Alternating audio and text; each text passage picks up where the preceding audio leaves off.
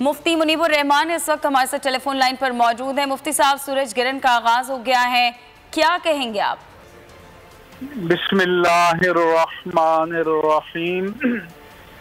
سورج گرہن کے بارے میں ایک تو ماہرین فلکیات کے نظریات ہیں کہ وہ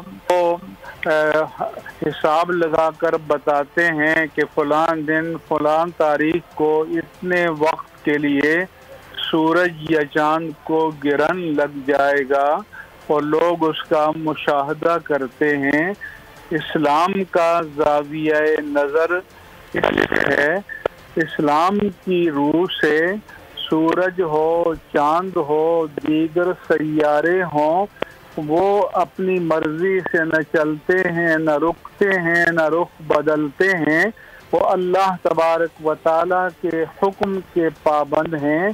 اللہ تعالیٰ نے قرآن مجید میں فرمایا الشمس والقمر بحسبان، سورج اور چاند اللہ تبارک و تعالیٰ کے ایک طے شدہ نظام اور حساب کے مطابق چل رہے۔ اللہ تعالیٰ نے فرمایا والشمس تجری لمستقر لها ذالک تقدیر العزیز العلیم، اور سورج اپنے مقررہ راستے پر رواں دواں ہے اور یہ طے کردہ نظام ہے اس باری تعالیٰ کی ہستی کا کہ جو قدرت والی ہے اور علم والی ہے۔ اور فرمایا کہ للشمس ینبغی لها ان تدرک القمر ولا اللیل سابق النہار، اور سورج کی یہ مجال نہیں کہ جاتے جاتے چاند سے ٹکرا جائے اور نہ رات دن سے پہلے آ سکتی ہے۔ یہ سارے کے سارے اللہ تبارک و تعالیٰ کے بنائے ہوئے نظام کے پابند ہیں۔ عالم کا نظریہ یہ تھا کہ کسی بڑے آدمی کی وفات یا پیدائش کی وجہ سے سورج یا چاند کو گرہن لگ جاتا ہے، چنانچہ عہد رسالت مآب صلی اللہ علیہ وآلہ وسلم میں ایک مرتبہ سورج کو گرہن لگا تو لوگوں نے سمجھا کہ سید المرسلین صلی اللہ علیہ وآلہ وسلم کے صاحبزادے کا انتقال ہوا ہے، اس کی وجہ سے لگا۔ تو آپ گھر سے باہر اور آپ نے فرمایا ان الشمس والقمر لا ينکسفان لموت احد من الناس، کہ سورج اور چاند کو کسی کی موت کے سبب یا کسی کی حیات کے سبب گرہن نہیں آیا، وَلَكِنَّهُمَا آیَتَانِ مِنْ آیَاتِ اللَّهِ، بلکہ یہ دونوں اللہ میں سے دو نشانیاں ہیں۔ فَإِذَا رَأَيْتُمُوهَا، جب تم ان کو دیکھو، فَقُومُوا، اٹھ کھڑے ہو جاؤ، فَصَلُّوا، اور نماز پڑھو۔ ایک حدیث میں فَتَصَدَّقُوا، اور صدقہ دو، اور ایک حدیث میں کہ وَدُ اللَّهِ، اور اللہ تعالیٰ سے دعا کرو۔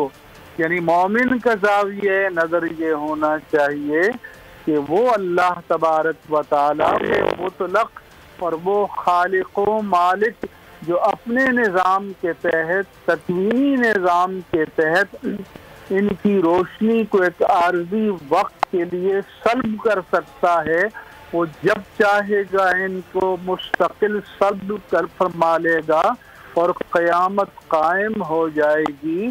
چنانچہ مومن کو اللہ کی جلالت اور قدرت کا پر اقرار و اعتراف کرنا چاہیے۔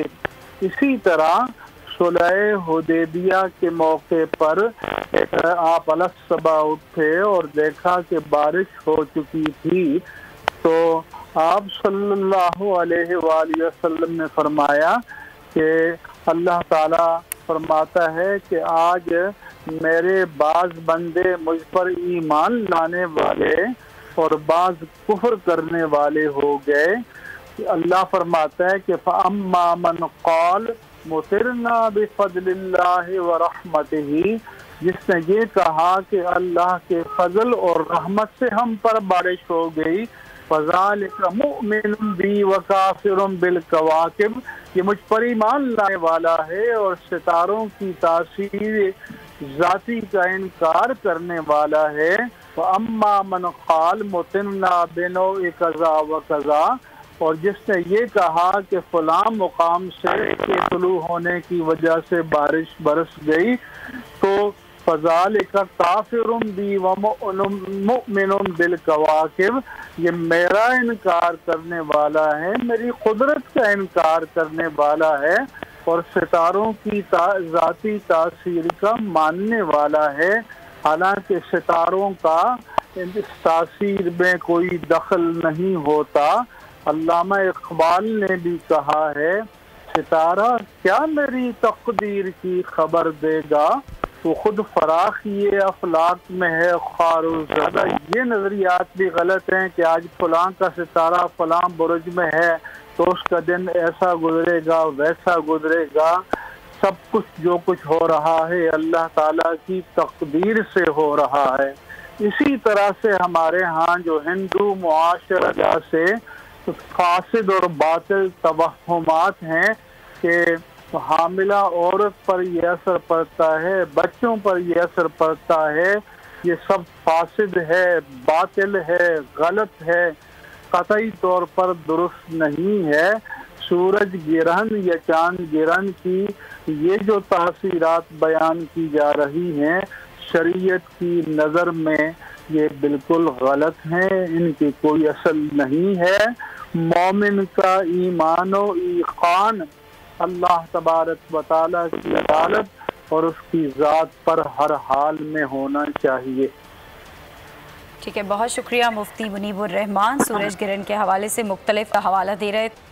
مفتی منیب الرحمان اس وقت ہمارے ساتھ ٹیلی فون لائن پر موجود ہیں۔ مفتی صاحب، سورج گرہن کا آغاز ہو گیا ہے، کیا کہیں گے آپ؟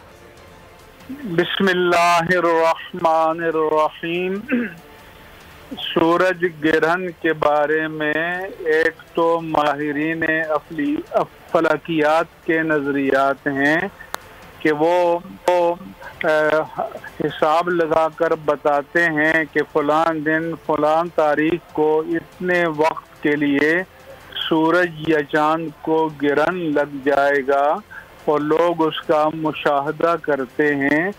اسلام کا زاویہ نظر ہے، اسلام کی روح سے سورج ہو، چاند ہو، دیگر سیارے ہوں، وہ اپنی مرضی سے نہ چلتے ہیں، نہ رکتے ہیں، نہ رخ بدلتے ہیں، وہ اللہ تبارک و تعالیٰ کے حکم کے پابند ہیں۔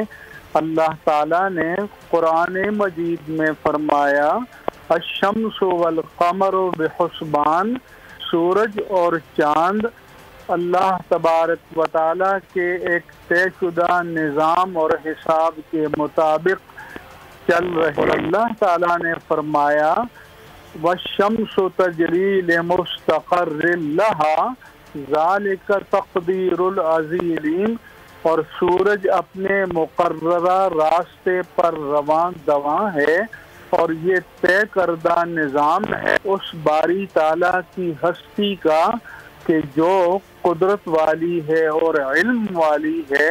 اور فرمایا کہ للشمس ینبغی لہا ان تدرک القمر ولللیل سابق النہار، اور سورج کی یہ مجال نہیں کہ جاتے جاتے چاند سے ٹکرا جائے اور نہ رات دن سے پہلے آ سکتی ہے۔ یہ سارے کے سارے اللہ تبارک و تعالیٰ کے بنائے ہوئے نظام کے پابند ہیں۔ عالم کا نظریہ یہ تھا کہ کسی بڑے آدمی کی وفات یا پیدائش کی وجہ سے سورج یا چاند کو گرہن لگ جاتا ہے، چنانچہ عہد رسالت مآب صلی اللہ علیہ وآلہ وسلم میں ایک مرتبہ سورج کو گرہن لگا تو لوگوں نے سمجھا کہ سید المرسلین صلی اللہ علیہ وآلہ وسلم کے صاحبزادے کا انتقال ہوا ہے، اس کی وجہ سے لگا۔ تو آپ گھر سے باہر اور آپ نے فرمایا ان الشمس والقمر لا ينكسفان لموت احد من الناس، کہ سورج اور چاند کو کسی کی موت کے سبب یا کسی کی حیات کے سبب گرہن نہیں آ، وَلَكِنَّهُمَا آیَتَانِ مِنْ آیَاتِ اللَّهِ، بلکہ یہ دونوں اللہ میں سے دو نشانیاں ہیں۔ فَإِذَا رَأَيْتُمُوهَا، جب تم ان کو دیکھو، فَقُومُوا، اٹھ کھڑے ہو جاؤ، فَصَلُّوا، اور نماز پڑھو، ایک حدیث میں فَتَصَدَّقُوا، اور صدقہ دو، اور ایک حدیث میں کہ وَدُ اللَّہ، اور اللہ تعالیٰ سے دعا کرو۔ یعنی مومن کا زاویہ نظر یہ ہونا چاہیے کہ وہ اللہ تبارک و تعالیٰ کے مطلق اور وہ خالق و مالک جو اپنے نظام کے تحت، تکوینی نظام کے تحت ان کی روشنی کو ایک عارضی وقت کے لیے سلب کر سکتا ہے، وہ جب چاہے گا ان کو مستقل سلب کر فرما لے گا اور قیامت قائم ہو جائے گی۔ چنانچہ مومن کو اللہ کی جلالت اور قدرت کا پر اقرار و اعتراف کرنا چاہیے۔ اسی طرح صلح حدیبیہ کے موقع پر آپ الصبح اٹھے اور دیکھا کہ بارش ہو چکی تھی، تو آپ صلی اللہ علیہ وآلہ وسلم نے فرمایا کہ اللہ تعالیٰ فرماتا ہے کہ آج میرے بعض بندے مجھ پر ایمان لانے والے اور بعض کفر کرنے والے ہو گئے۔ اللہ فرماتا ہے کہ فَأَمَّا مَنْ قَالَ مُطِرْنَا بِفَضْلِ اللَّهِ وَرَحْمَتِهِ، جس نے یہ کہا کہ اللہ کے فضل اور رحمت سے ہم پر بارش ہو گئی، فَذَلِكَ مُؤْمِنٌ بِي وَكَافِرٌ بِالْكَوَاكِبِ، یہ مجھ پر ایمان لانے والا ہے اور ستاروں کی تاثیر ذاتی کا انکار کرنے والا ہے۔